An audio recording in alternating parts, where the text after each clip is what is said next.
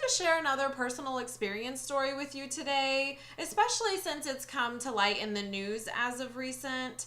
And I feel like it's something that we definitely need to promote that is a problem out there.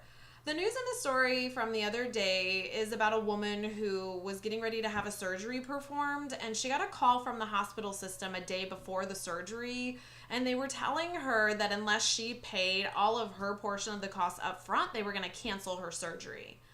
Now, fortunately for her, she had the money that she needed to be able to pay for that in order to not get her surgery canceled or deal with any of the hassles.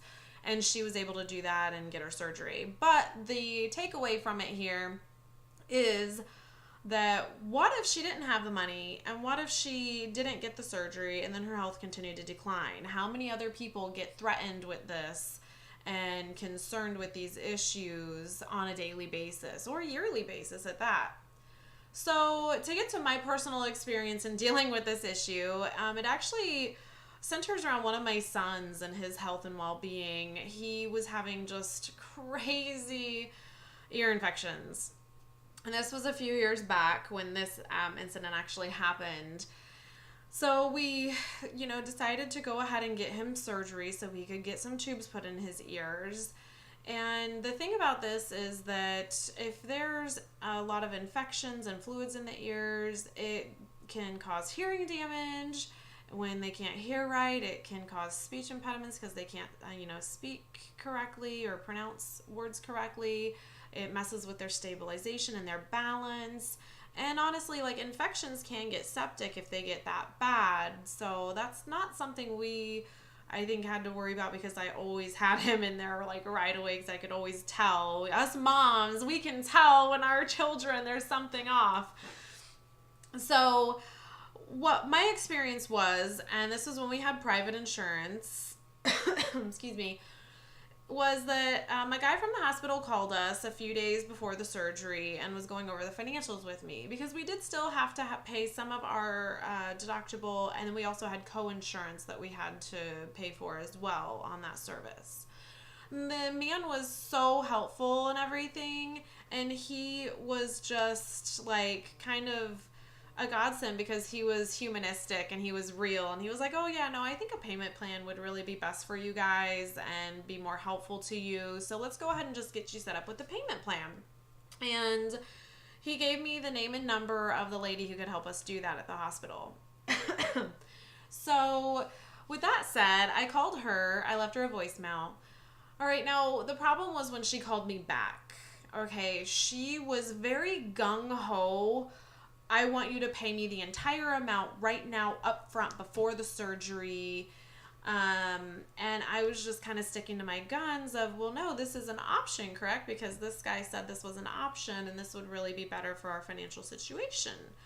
And she literally was getting so angry with me. And I mean, sincerely angry, that she started threatening me. And her threat included, if you do not pay me everything right now up front, then I will cancel your son's surgery.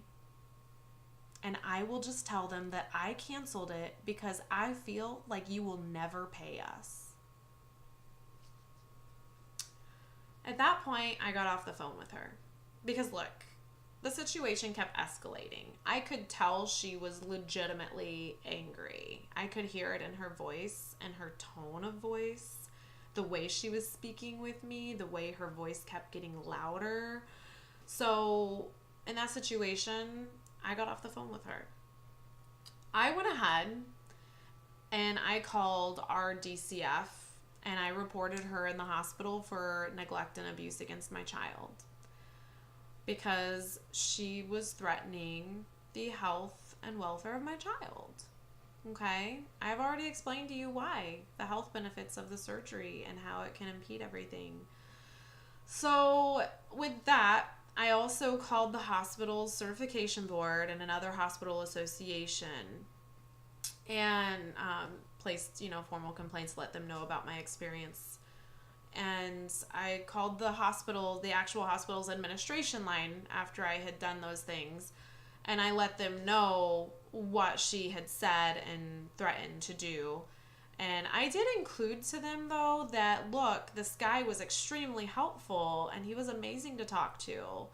And I was like, but it was a completely different experience, and that's not okay. And I did let them know about the complaints I placed against them with the separate organizations and State Department.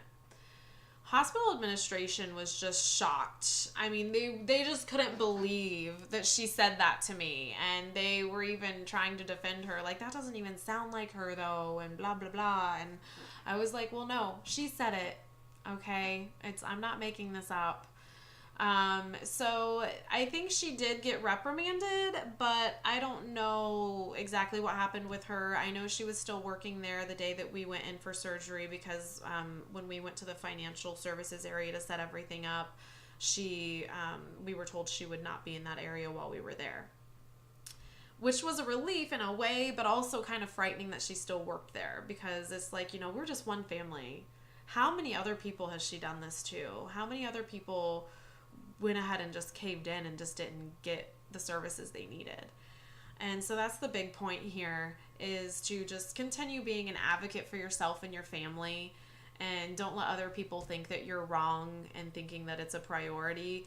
And with the businesses involved, I mean, one bad employee can really ruin it for the rest. So make sure that you're letting them know, even though you had a really bad experience with this person, if you did have another person that was really helpful, let them know that too. This person was great, but this person, oh man.